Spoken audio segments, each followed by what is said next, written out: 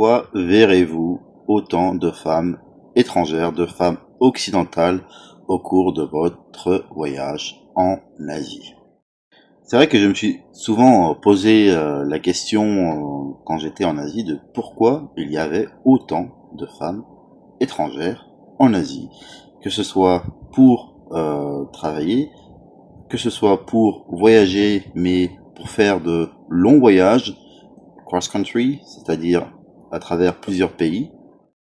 De ce sujet bien truculent dans cette vidéo, mais avant de commencer, n'hésite pas à liker, à t'abonner et à commenter tout au long de la vidéo. Voilà, on commence. Par exemple, si vous voyagez en Thaïlande, vous pourrez voir en grand nombre des étrangères qui viennent d'Occident. Ce qui peut paraître étonnant parce que vous connaissez la Thaïlande, vous connaissez la réputation de la Thaïlande, vous savez que les hommes vont en général en Thaïlande pour des raisons assez bien connues, c'est-à-dire rencontrer des femmes plus facilement, rencontrer des femmes en les rémunérant, bénéficier de massages et plus à moindre coût, tant et si bien que la réputation internationale de la Thaïlande vient du fait que les hommes du monde entier, qu'ils viennent d'Amérique du Nord, d'Amérique du Sud, d'Europe, du Moyen-Orient, il y en a beaucoup, de Chine, d'Océanie, etc., etc. Voilà, ça vient de partout pour aller en Thaïlande pour justement rencontrer des femmes locales. Bien évidemment, pas d'amour ici. Certains hommes, oui, ils viennent en Thaïlande pour trouver l'amour. Je pense que c'est assez illusoire. Je ne dis pas qu'il n'y a pas d'exception, qu'il n'y a pas de possibilité de trouver l'amour, mais il s'agit bien là, de manière générale, de rencontres tarifées. Bon, c'est aussi une raison pour laquelle je n'aime pas vraiment la Thaïlande. J'aime beaucoup la nourriture thaïlandaise, ça c'est une évidence. Cela dit, ce n'est pas une destination que j'apprécie particulièrement. Car il est vrai que quand il n'y a pas de drague, quand il n'y a pas de possibilité finalement de challenge, je ne trouve pas forcément beaucoup d'intérêt à aller dans ce type de destination. Mais revenons à nos femmes étrangères qui vont en Asie pour justement un passage plus ou moins long. Donc oui, on peut se poser la question, mais que font toutes ces femmes étrangères en Thaïlande? Bon, déjà on peut commencer par les raisons. Qu'est-ce qui les motive à aller en Thaïlande? Alors je prends l'exemple de la Thaïlande, mais on peut très largement l'élargir à l'Asie et même l'Océanie de manière générale. Alors plutôt pour la Thaïlande d'abord. Alors, elles viennent souvent dans ces destinations pour des raisons assez négatives finalement. Alors je m'explique. Il y a souvent une forme de trauma, une forme d'expérience négative qui précède ce long voyage en Asie. Le dernier travail a été particulièrement compliqué, particulièrement stressant, particulièrement toxique, et on essaye de changer la tapisserie, c'est-à-dire changer d'air un petit peu, et bon, sur pas mal d'aspects, c'est tout à fait compréhensible de vouloir changer d'air après avoir fait l'expérience d'un travail qui a été particulièrement compliqué. Je dirais que le profil qui vient un peu plus souvent, c'est souvent le suivant, c'est-à-dire une relation qui a été compliquée. Il y a cette volonté d'échapper plus ou moins momentanément à la relation d'avant. Alors non pas que l'ex le court après, pas du tout. C'est souvent elles qui ont du mal à se remettre de la séparation de leur avec leur ex, pour partir dans une démarche de refuel, c'est-à-dire on va se ressourcer, on va aller en Thaïlande, Et donc c'est vrai que quand j'ai parlé de raisons plutôt négatives, c'est-à-dire que voilà, il y a euh, une expérience passée qui précède ce voyage, qui montre que voilà, ça ne va pas forcément bien. Et toutes ces raisons justement montrent en fait ce type de profil de femmes en quête de sens dans leur vie. Elles sont dans un point de leur vie où voilà, elles veulent peut-être réfléchir à ce qu'elles vont faire après professionnellement, veulent, euh, elles ont besoin de changer complètement d'environnement pour pouvoir se ressourcer, se remettre, se réparer. Donc, vont-elles en Thaïlande pour rechercher un homme local pour ne plus avoir à fréquenter d'hommes occidentaux? Évidemment, la réponse est non. De manière générale, de manière euh, voilà, beaucoup de femmes étrangères, si c'était une très large majorité de femmes étrangères, ne dateront quasiment jamais l'homme local des pays asiatiques, qu'il soit thaïlandais, qu'il soit vietnamien, qu'il soit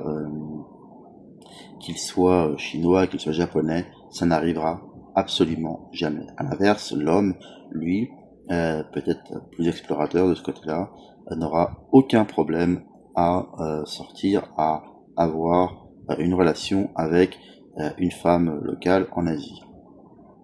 Si ce n'est pas trouver un partenaire local pour lui faire oublier son partenaire précédent, son ex, quelles en sont finalement les raisons?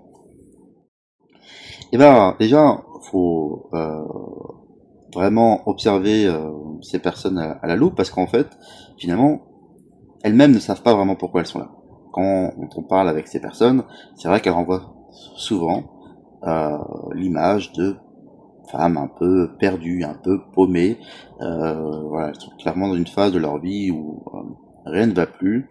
Elles sont dans une phase où elles essayent de se reconstruire, où elles pensent justement être en phase de reconstruction et qu'elles ont elles ont pensé à cette destination asiatique. Hein, voilà, bon, ça va peut-être être une forme de périple hein, entre plusieurs pays. Ça peut commencer dans un pays et en finir à l'autre. Peut-être que ça peut aussi être étendu à l'Océanie, notamment l'Australie.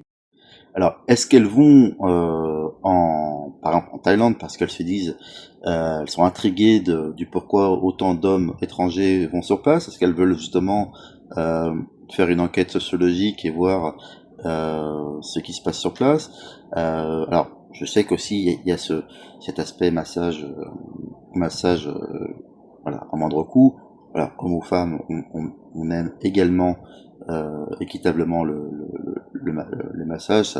Je pense que toute personne voilà, humaine aime les massages. Et on ne fait pas 10, 15 heures ou plus d'avion pour faire des massages, on est bien d'accord. Voilà. Donc en fait, donc on va récapituler. C'est clairement pas pour avoir des relations tarifées avec les hommes. Ce n'est pas pour rencontrer un homme occidental sur place. Alors, quelles en sont les raisons? Que font-elles une fois arrivées sur place? Eh ben, si on prend l'exemple de la Thaïlande, par exemple, alors voilà, la Thaïlande, hein, en bref, c'est un endroit où un peu sulfureux pour les raisons que j'ai listées précédemment. C'est aussi un endroit où la fête est un peu partout. C'est vrai que c'est une destination de fête où on boit beaucoup d'alcool et également où la consommation de substances illicites.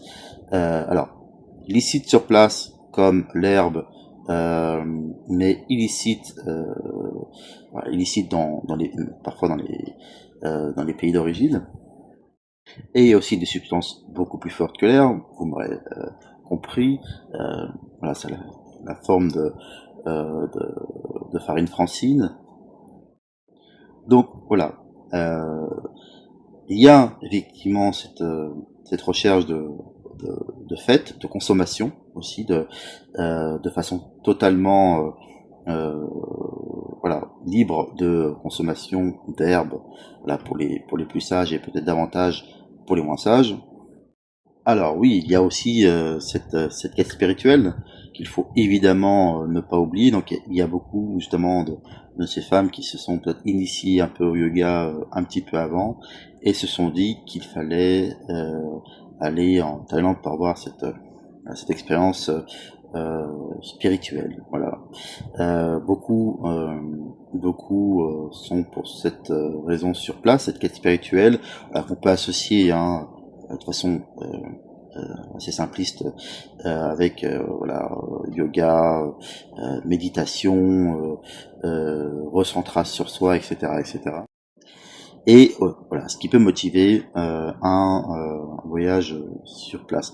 Alors d'ailleurs, à ce titre, toute personne, tout homme qui écoute cette vidéo, euh, évitez de manière générale de dater une femme qui fait du yoga de façon chevronnée, de façon presque presque boulimique, une dopée de yoga, une addicte de yoga. Ne fréquentez pas ce type de femme, car très très très souvent, si ce n'est pas dans la totalité des cas, ça cache de très profonds traumas, euh, voilà, qu'elle essaie évidemment d'effacer. Malheureusement, voilà, chasser le naturel, il revient au galop. Quand vous commencerez à les fréquenter, tous ces traumas, tout cette, ce passé qu'elle a pu avoir de trauma va ressurgir. Il y a fort à parier que vous serez dans une relation qui sera extrêmement voilà, extrêmement toxique, voilà, qui va pas être saine. Évitez, hein, quand en fait ça va être clairement un red flag. Voilà. Bien, les, les femmes aiment lister les red flags, listons les nôtres. Voilà, un que je n'entends pas assez et qui devrait vraiment faire le tour qui devrait faire le tour vraiment chez les hommes, c'est ne fréquentez pas vraiment, ne sortez pas avec une femme qui est addicte du yoga, qui fait du yoga tout le temps. Ça cache un trauma profond qui peut ressurgir à tout moment et vous exploser à la gueule. Vous exploser au visage, donc non, ne fréquentez pas ces femmes. Retour au sujet. Donc, pour résumer, c'est finalement quête spirituelle le matin, tourisme l'après-midi, et fête alcoolisée, cannabisée et enfarinée le soir. Alors, voilà, je dis ça pour simplifier, avec humour évidemment, mais c'est à peu près le programme en général de ces femmes en Thaïlande. Alors, le programme peut changer selon les pays évidemment. Ça peut être tout à fait différent au Vietnam.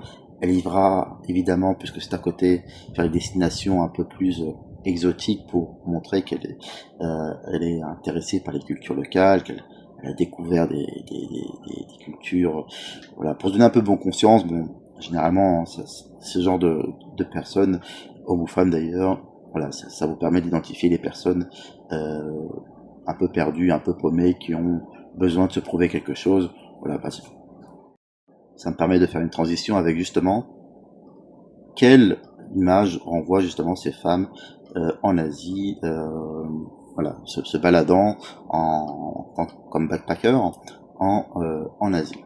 Et bah, systématiquement, elles renvoient l'image de femmes complètement perdues. Voilà. Mais il y a un truc il y a un truc qui cloche. C'est vrai que tu vois que elles sont, elles se donnent des raisons d'être là, mais qui sont un peu flasques. Voilà, on a l'impression d'avoir en face de soi un cas qui a besoin d'aide, voilà, d'accompagnement psychologique. Alors c'est vrai qu'il est toujours intéressant de leur parler parce que, bon, histoire de rire aussi un peu intérieurement, mais il ne s'agit pas de se moquer trop non plus de personnes qui sont en plein mal-être. Mais bon, voilà, c'est vrai que ce sont les mêmes profils se répètent à l'envi.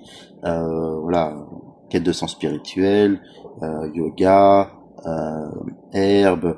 Voilà, c'est clairement pas des profils très finalement très intéressant de certains points de vue, et c'est vrai que ça prête à sourire parce que ce qui dégage de ces personnes, c'est vraiment de la superficialité inconsciente.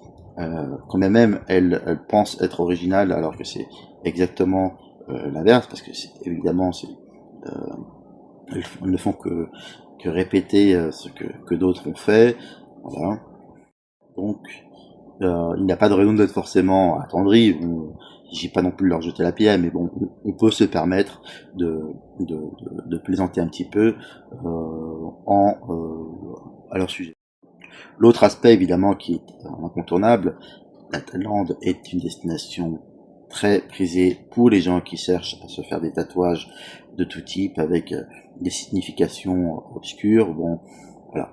Il y a aussi l'une des étapes va être évidemment le tatouage tribal, le tatouage peu importe. Bon, ça va être souvent des choses qui, euh, voilà. En fait, généralement, elles vont, euh, elles vont pour se justifier. En fait, elles vont dire ah, mais pour faire ce tatouage, c'est tellement moins cher en Thaïlande, ça coûte tellement plus cher dans le pays d'origine, ou l'un des meilleurs tatoueurs du monde et danse, voilà. Bon, là on est déjà dans le, voilà, on n'est pas dans l'esprit saint, et bel et bien dans l'esprit un peu perdu. On sent que, voilà, c'est bien loin de chercher la réparation. En fait, on est dans une phase de destruction.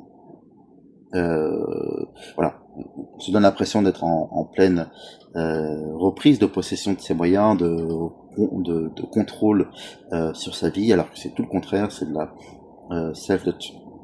l'autodestruction, on va dire, lente, et voilà. Donc c'est ce que vous verrez de manière générale en Asie, les backpackers un peu paumés. Alors il y a aussi des backpackers bien paumés qui y viennent pour les mêmes raisons, hein, à savoir le ressourçage, la quête spirituelle, le yoga, etc. Et se défendront évidemment de ne pas aller, se défendront d'aller voir les femmes. Ils diront non, je ne suis pas venu pour ça, je suis venu pour me ressourcer, blablabla. Mais bon, voilà, on a la même quête. Herbe plus substances illicites le soir, voilà, euh, faites au bord des plages, etc., etc. Comme le sujet était les femmes, j'ai mis l'accent sur les femmes, mais vous trouverez le même type d'hommes voilà. En Asie. Généralement, c'est une phase où l'un et l'autre, l'homme ou la femme, ne pas forcément dans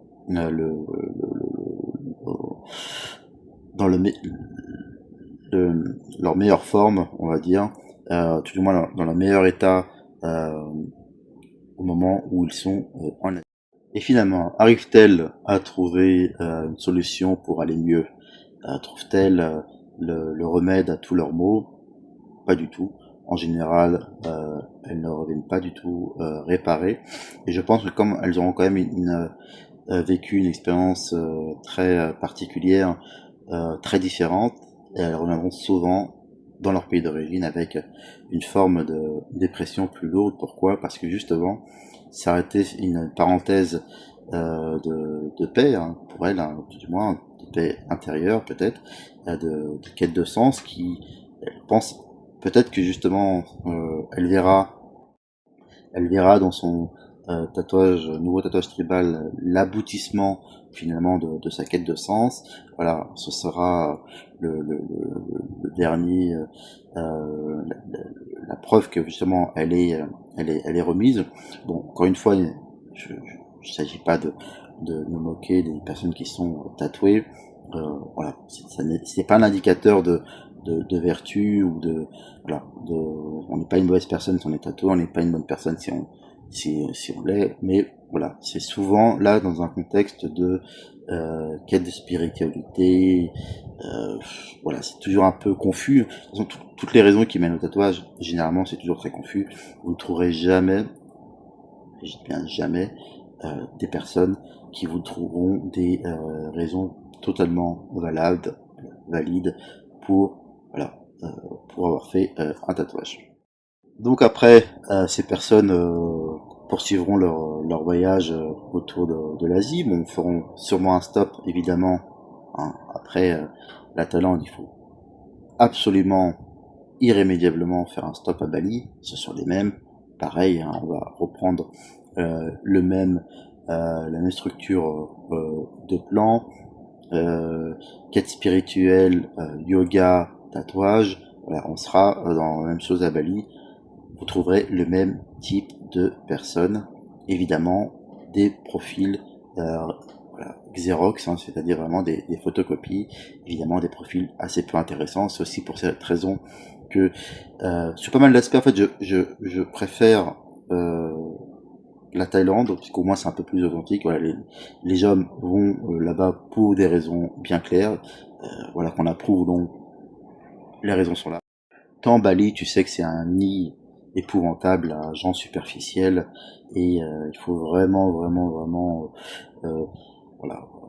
Je dis pas que c'est pas un endroit qui n'est pas dit d'intérêt, attendons-nous bien, c'est les personnes qui vont là-bas, les étrangers qui vont là-bas. Il ne s'agit pas évidemment de critiquer la population locale qui bien évidemment pâtit de cette population complètement folle de superficialité, folle d'inutilité quelque part, folle d'afficher des, des, des vies complètement mensongères sur les réseaux sociaux. C'est évidemment ça le véritable problème. C'est pour ça que des destinations comme Bali ne peuvent pas correspondre à des personnes voilà, qui sont droits dans leurs bottes, voilà, tout simplement. Parce que finalement, sur place, on ne rencontrera que des tâches. Voilà. Tenons-le nous pour dit. Alors oui, évidemment, il faut finir avec une dernière étape en Australie. Il faut y aller, évidemment. Il faut explorer, rencontrer des espèces, des animaux qu'on verra jamais ailleurs. Il faudra euh, voir des kangourous, voir des espèces de serpents, etc., etc. Bon, à la rigueur, ça peut s'expliquer. Ça peut aussi être un endroit où, justement, en tant que dernière étape, eh ben, ce sera l'étape où on va faire les vendanges, voilà, pour essayer d'apprendre l'anglais, qu'on n'apprendra évidemment pas parce que on sera en colloque avec des Français, donc en fait on va améliorer rien du tout, pas même le français. Donc finalement, c'est une étape qui peut faire partie du tour d'Asie slash Océanie, l'Australie. Voilà, on ira sur place pour travailler peut-être en tant que backpacker 3, 4, 5, 6 mois comme destination pour se ressourcer également. Voilà, je pense qu'il y a beaucoup d'endroits dans d'autres pays pour faire les vendanges. Après, l'idée de départ n'est pas mauvaise, c'est-à-dire aller dans une destination anglophone pour se perfectionner en anglais. Malheureusement, bien trop souvent, ce n'est pas ce qui s'est produit parce que, comme si tout l'effort, toute l'énergie avait été mobilisée à faire ce long voyage, là, à partir loin de chez soi, et bah finalement, la prise de risque était déjà tellement importante qu'on ne peut plus assumer d'en prendre davantage en se mettant justement dans un cercle d'étrangers. Là même, on pourra se perfectionner en anglais. D'étrangers ou de locaux, parce qu'on se dit, voilà, je suis arrivé à la limite de mes capacités en matière de risque. Maintenant, je retourne en safe zone. La safe zone, c'est quoi? C'est la colloque entre français, alors français, et d'ailleurs ça peut être entre anglais, etc., etc. Mais là, je parle bien vraiment de la femme étrangère française, celle avec laquelle que j'ai le plus rencontré. Alors après, évidemment, on pourra c'est le même type de profil, hein, qu'elles soient anglaises, américaines, etc., viendront pour les mêmes raisons. Donc tout ce que j'ai dit avant est valide. Après, le dernier passage en Australie, j'ai rarement vu des Anglaises ou des Américaines aller là-bas pour faire des vendanges. Généralement, je sais pas ce qu'elles font. Elles vont évidemment pas là-bas pour se perfectionner en anglais, pas du tout. Donc voilà. Donc je suis persuadé que tu as déjà rencontré ce type de femmes dans tes voyages, dans tes pérégrinations. Je suis persuadé aussi que tu as rencontré ce type d'homme, hein. Mais le sujet de cette vidéo, comme indiqué, c'est sur les femmes étrangères en Asie. Voilà, je me suis longtemps attardé sur l'exemple de la Thaïlande parce que je trouve que c'est le plus parlant. Quand même, il y a des destinations annexes hein, qui s'ajoutent. Cambodge, Laos, Vietnam. Elles iront rarement en Chine parce que trop moderne peut-être, et donc finalement loin de leur quête de ressourçage, leur quête spirituelle. Donc la Chine, généralement, elle est à proscrire de leur liste. Et puis il y a aussi cette image de pays autoritaire où la population est voilà, surveillée, etc. Bon, généralement ça relève tellement du fantasme. Si vous savez le nombre de personnes qui ont peur d'aller en Chine parce qu'elles pensent qu'elles sont susceptibles d'être kidnappées, parce qu'elles sont susceptibles d'être comme si en fait le pays s'intéressait à eux, enfin, strictement aucun intérêt envers ces personnes, mais en fait c'est un fantasme. C'est là où on peut dire que les médias ont fait bien leur travail en exposant, en montrant une image de la Chine complètement faussée. Vous verrez, oui, beaucoup de surveillance, mais derrière les écrans de caméra, vous verrez souvent quelqu'un en train assoupi, en train de faire sa sieste. Donc non, il n'y a pas du tout de Big Brother. Alors évidemment, quand quelque chose se passe, oui, ils pourront remonter loin dans le passé avec les caméras pour vous trouver. Mais voilà, tout le reste est clairement fantasmé. Il faut évidemment découvrir un pays tel que la Chine qui offre une très belle modernité avec voilà, des tours de force architecturales modernes, tout en ayant conservé quand même ici et là des lieux historiques comme la Grande Muraille, etc., etc. Donc voilà, n'hésite pas à liker cette vidéo si tu as rencontré l'un de ces profils de femmes un peu paumés en Asie. N'hésite pas aussi à m'indiquer en commentaire dans quel pays tu l'as rencontré. Voilà. Merci à toi et à la prochaine. Et abonne-toi.